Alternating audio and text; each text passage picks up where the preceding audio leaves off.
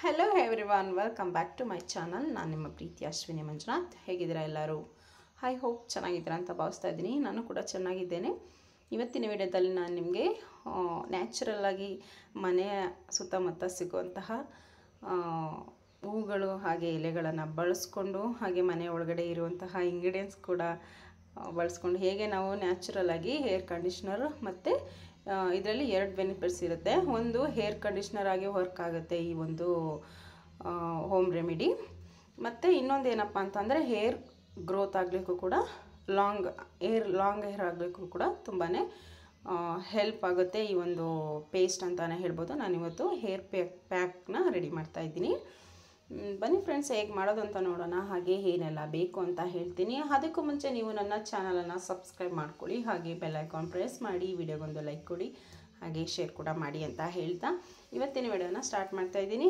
ಮೊದಲನೇದಾಗಿ ಈ ಒಂದು ಹೇರ್ ಪ್ಯಾಕನ್ನು ರೆಡಿ ಮಾಡಲಿಕ್ಕೆ ನಾನು ಓವರ್ ನೈಟ್ ನೆನೆಸಿಟ್ಕೊಂಡಿರುವಂತಹ 2 ಟೇಬಲ್ ಸ್ಪೂನಷ್ಟು ಮೆಂತ್ಯವನ್ನು ತೊಗೊಂಡಿದ್ದೀನಿ.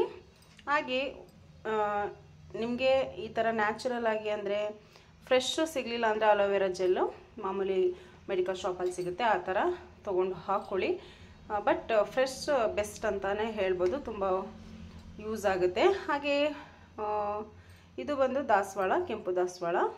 ಹಾಗೆ ಇದ್ರೆ ಬಿಳಿ, ಈ ಥರ ಪಿಂಕ್ ಮತ್ತು ಬಿಸ್ಕೆಟ್ ಕಲರ್ ಇರುತ್ತಲ್ಲ, ಈ ದಾಸವಾಳವನ್ನು ತೊಗೊಳ್ಳಿ. ಇಲ್ಲಾಂದರೆ ವೈಟ್ ಇದ್ದರೆ ವೈಟ್ ಆದರೂ ತೊಗೊಬೋದು. ಹಾಗೆ ದಾಸವಾಳದ ಒಂದು 10 ಎಲೆಗಳು, ಇವು ಒಂದು ಎಷ್ಟು ಸಿಗುತ್ತೆ ಅಷ್ಟು ಹೂವನ್ನು ತೊಗೊಳ್ಳಿ. ಮತ್ತು ನಾನಿಲ್ಲಿ ಫ್ಲ್ಯಾಟ್ ಸೀಡ್ಸ್ ತೊಗೊಂಡಿದ್ದೀನಿ. ನೆಕ್ಸ್ಟು ಒಂದು 3ರಿಂದ 4 ವೀಳ್ಯದೆಲೆ ತೊಗೊಂಡಿದ್ದೀನಿ. ಹಾಗೆ ಇವಾಗ ಇದನ್ನು ಪ್ಯಾಕನ್ನು ರೆಡಿ ಮಾಡಬೇಕಾಗಿದೆ. ಮೊದಲನೇದಾಗಿ ನಾನಿಲ್ಲಿ ಫ್ಲ್ಯಾಟ್ ಸೀಡ್ ಜೆಲ್ಲನ್ನು ರೆಡಿ ಮಾಡ್ಕೊಳ್ತಾ ಇದ್ದೀನಿ. ನಾನಿಲ್ಲಿ ಪಾತ್ರೆಯನ್ನು ಬಿಸಿಗಿಟ್ಟಿದ್ದೇನೆ. ಜೆಲ್ ರೆಡಿ ಮಾಡಲಿಕ್ಕೆ 1 ಗ್ಲಾಸಷ್ಟು ನೀರನ್ನು ಹಾಕ್ಕೊಳ್ತಾ ಇದ್ದೀನಿ. ಈ ಲೋಟದಲ್ಲಿ 1 ಲೋಟ ನೀರನ್ನು ಹಾಕ್ಕೊಂಡು ಸ್ವಲ್ಪ ಉಗುರು ಬೆಚ್ಚಗೆ ಆದಮೇಲೆ, ನೀರು ಇವಾಗ ಬಿಸಿ ಆಗ್ತಾ ಇದೆ. ನೆಕ್ಸ್ಟ್ ನಾನಿಲ್ಲಿ ಈ ಚಮಚದಲ್ಲಿ 2 ಚಮಚದಷ್ಟು ಅಗಸೆ ಬೀಜನ ಅಂದರೆ ಫ್ಲ್ಯಾಟ್ ಸೀಡ್ಸನ್ನು ಹಾಕ್ಕೊಳ್ತಾ ಇದ್ದೀನಿ. ಹಾಕ್ಕೊಂಡು ಬಿಡದೆ ಈ ರೀತಿ ಮಿಕ್ಸ್ ಮಾಡ್ಕೊಬೇಕಾಗತ್ತೆ. ಇದು ಒಂದು ಜೆಲ್ ರೂಪದಲ್ಲಿ ಕನ್ವರ್ಟ್ ಆಗುತ್ತೆ. ನೀಟಾಗಿ ಈ ರೀತಿ ಬೇಯಿಸ್ಕೊಬೇಕು.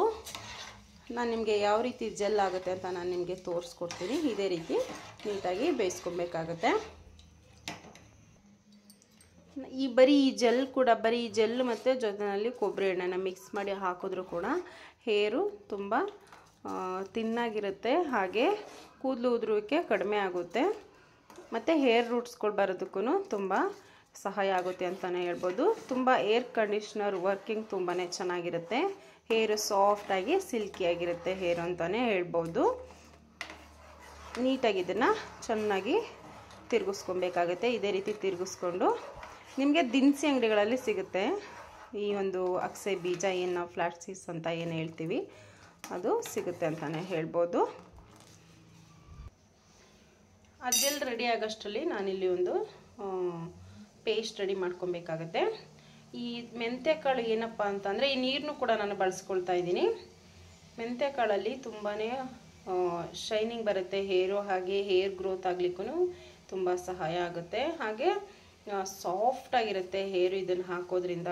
ಮತ್ತು ಬಾಡಿಯಲ್ಲಿ ಹೀಟ್ ಇದ್ದರೆ ಹೀಟ್ ಕೂಡ ರಿಲೀಸ್ ಆಗುತ್ತೆ ಅಂತಲೇ ಹೇಳ್ಬೋದು. ನೆಕ್ಸ್ಟು ಅಲೋವೆರಾ ಜೆಲ್ ಕೂಡ ಸೇಮ್ ಅದೇ ಪ್ರೊಸೀಸ್.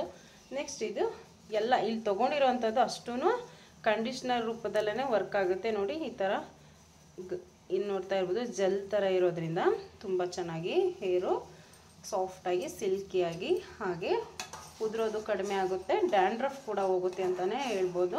ಇದು ವಾರದಲ್ಲಿ ಒಂದು 2 ಬಾರಿ ಸ್ನಾನ ಮಾಡೋದಕ್ಕೂ ಒಂದು ಗಂಟೆ ಮುಂಚೆನಾಗೆ ನೀವು ಈ ಒಂದು ಪ್ಯಾಕನ್ನು ಕೂದಲಿಗೆ ಹಾಕೋದ್ರಿಂದ ತುಂಬಾ ಚೆನ್ನಾಗಿರುತ್ತೆ ಹೇರ್ ಅಂತಲೇ ಹೇಳ್ಬೋದು. ನಾನು ಕೂಡ ದಿನ ಅಂದರೆ ವೀಕ್ಲಿ 2 ಟೈಮ್ಸ್ ಬಳಸ್ತೀನಿ.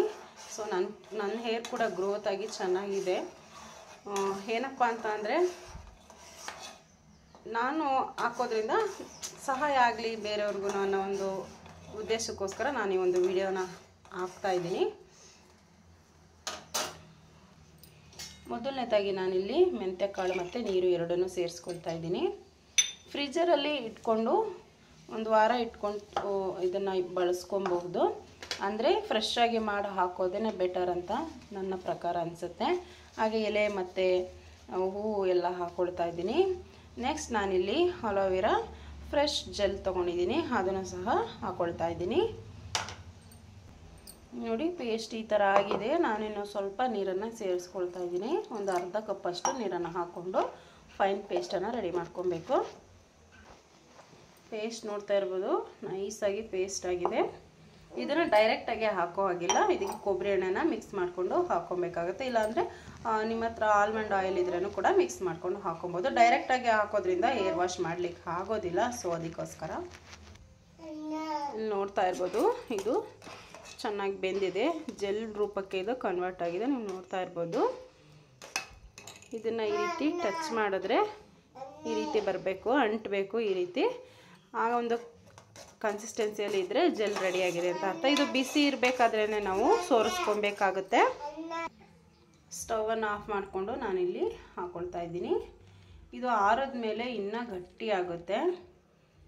ಎಲ್ಲವನ್ನು ಸಂಪೂರ್ಣವಾಗಿ ಹಾಕ್ಕೊಂಡು ಈ ರೀತಿಯಾಗಿ ಫಿಲ್ಟರ್ ಮಾಡ್ಕೊಬೇಕಾಗುತ್ತೆ. ಇಲ್ಲಾಂದರೆ ಬಟ್ಟೆ ಇದ್ದರೆ ನಿಮ್ಮ ಮನೆಯಲ್ಲಿ ಬಟ್ಟೆನಲ್ಲಿ ನೋಡಿ, ಈ ಒಂದು ಫ್ಲ್ಯಾಟ್ ಸೀಸಲ್ಲೂ ಕೂಡ ಜೆಲ್ ಇರುತ್ತೆ. ಒಂದು ಬಿಳಿ ಬಟ್ಟೆಗೆ ಹಾಕ್ಕೊಂಡು ಚೆನ್ನಾಗಿ ಸ್ಕ್ವೀಸ್ ಮಾಡಿದ್ರೆ, ಅಂದರೆ ಹಿಂಡಿದ್ರೆ ಇನ್ನೂ ಗಟ್ಟಿ ಬರುತ್ತೆ. ಇದನ್ನು ನಾನು ಸ್ವಲ್ಪ ಹೊತ್ತು ಆರಲಿಕ್ಕೆ ಇಡ್ತೀನಿ. ನಿಮಗೆ ಲಾಸ್ಟ್ ವಿಡಿಯೋದಲ್ಲಿ ಹೇರ್ ಆಯಿಲ್ ಮಾಡೋದನ್ನು ಹೇಳ್ಕೊಟ್ಟಿದ್ದೆ, ಸೊ ಅದೇ ಆಯಿಲ್ನ ನಾನು ಯೂಸ್ ಮಾಡ್ತಾಯಿದ್ದೀನಿ.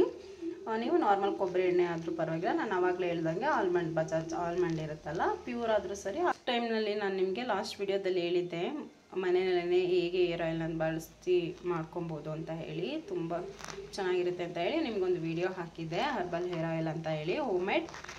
ಆ ಒಂದು ಆಯಿಲನ್ನೇ ನಾನು ಬಳಸ್ತಾ ಇದ್ದೀನಿ. ನಿಮಗೆ ಆವಾಗಲೇ ಹೇಳ್ದಂಗೆ ನಿಮಗೆ ಮಾಡಲಿಕ್ಕೆ ಆಗಲಿಲ್ಲ ಅಂದರೆ ನಿಮಗೆ ಪ್ಯೂರ್ ಕೊಬ್ಬರಿ ಎಣ್ಣೆನಾದರೂ ತೊಗೊಳ್ಳಿ, ಅಥವಾ ಆಲ್ಮಂಡ್ ಬಜಾಜ್ ಆಯಿಲ್ ಆದರೂ ಮಿಕ್ಸ್ ಮಾಡಿ ಹಾಕೊಬೋದು. ಬಟ್ ಡೈರೆಕ್ಟಾಗಿ ಹಾಗೆಯೇ ಹಾಕ್ಲಿಕ್ಕೆ ಹೋಗಬೇಡಿ, ಏರ್ ವಾಶ್ ಮಾಡೋದಕ್ಕೆ ತುಂಬ ಕಷ್ಟ ಆಗುತ್ತೆ. ಆಯಿಲನ್ನು ಕೂಡ ನಾನಿಂದು 2 ರಿಂದ 3 ಟೇಬಲ್ ಸ್ಪೂನಷ್ಟು ಹಾಕ್ಕೊಳ್ತಾ ಇದ್ದೀನಿ.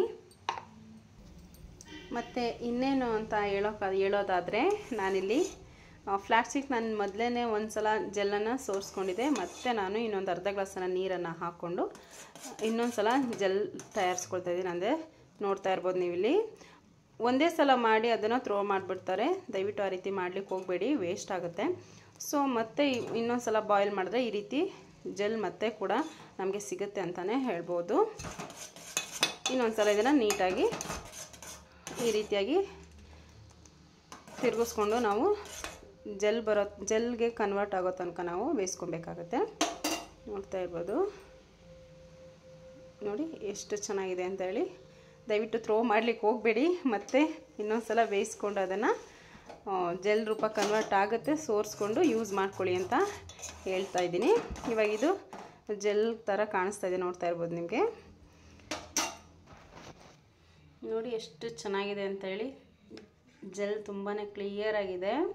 ದಯವಿಟ್ಟು ಥ್ರೋ ಮಾಡಲಿಕ್ಕೆ ಹೋಗಬೇಡಿ, ಇನ್ನೊಂದು ಸಲ ಬಾಯ್ಲ್ ಮಾಡಿಕೊಂಡು ಈ ರೀತಿಯಾಗಿ ಜೆಲ್ಲನ್ನು ಮಾಡಿಕೊಂಡು ಇನ್ನೊಮ್ಮೆ ಉಪಯೋಗಿಸಿ ಅಂತ ಈ ಒಂದು ಉಪಾಯನ ನಿಮಗೆ ಹೇಳ್ತಾ ಇದ್ದೀನಿ.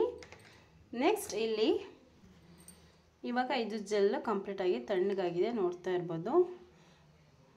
ಈ ಒಂದು ಜೆಲ್ಲನ್ನು ನಾನು 2 ರಿಂದ 3 ಸ್ಪೂನು ಮಿಕ್ಸಿ ಜಾರ್ಗೆ ಹಾಕ್ಕೊಳ್ತಾ ಇದ್ದೀನಿ.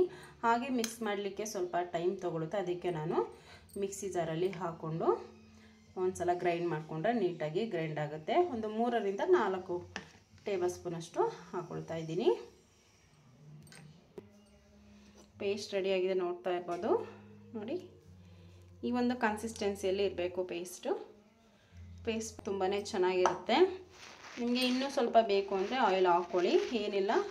ಹೇರ್ ರೂಟ್ಸ್ಗೆ ಅಂತಲೇ ಇಲ್ಲ, ಇದಕ್ಕೆ ಹೇರ್ ರೂಟ್ಸಿಂದ ಹಿಡಿದು ತುದಿವರೆಗೂ ಅಪ್ಲೈ ಮಾಡಬೇಕು. ಚೆನ್ನಾಗಿ ಮಾಡಿ ನಾವು 1 ಅವರ್ ಅಥವಾ 2 ಅವರ್ ಬಿಟ್ರೂ ಓಕೆ, ನಮ್ಗೆ ಇನ್ನೂ ಚೆನ್ನಾಗಿ ಬೆನಿಫಿಟ್ ಸಿಗುತ್ತೆ ಇದರಿಂದ ಅಂತ ಹೇಳ್ತಾ, ಈ ವಿಡಿಯೋ ನಿಮ್ಗೆ ಇಷ್ಟ ಆಗಿದೆ ಅಂತ ಭಾವಿಸ್ತೀನಿ. ಮನೆಯಲ್ಲೇ ನೀವು ಹೇರ್ ಕಂಡೀಷ್ನರ್ ಅಥವಾ ಹೇರ್ ಪ್ಯಾಕ್ ಆಗಲಿ, ಹೇರ್ ಗ್ರೋತಿಂಗ್ ಆಗಲಿ ತುಂಬಾ ಒಳ್ಳೆಯದಾದಂತಹ ಇದೊಂದು ಹೇರ್ ಪ್ಯಾಕ್ ಅಂತಲೇ ಹೇಳ್ಬೋದು. ಹೇರ್ ಕಂಡೀಷ್ನರ್ ಪ್ಯಾಕ್ ನಾನಿವತ್ತು ನಿಮಗೆ ಹಾಕ್ಕೊಳ್ದನ್ನು ನಾನು ನಿಮಗೆ ತೋರಿಸ್ಕೊಡ್ತಾ ಇದ್ದೀನಿ, ಹೆಲ್ಪ್ ಆಗಲಿ ಅಂತ ಹೇಳಿ. ಈ ವಿಡಿಯೋ ಇಷ್ಟ ಆಗಿದೆ ಅಂತ ಭಾವಿಸ್ತೀನಿ. ನೆಕ್ಸ್ಟ್ ವಿಡಿಯೋದಲ್ಲಿ ಸಿಗ್ತೀನಿ. ಟೇಕ್ ಕೇರ್, ಬಾಯ್ ಬಾಯ್.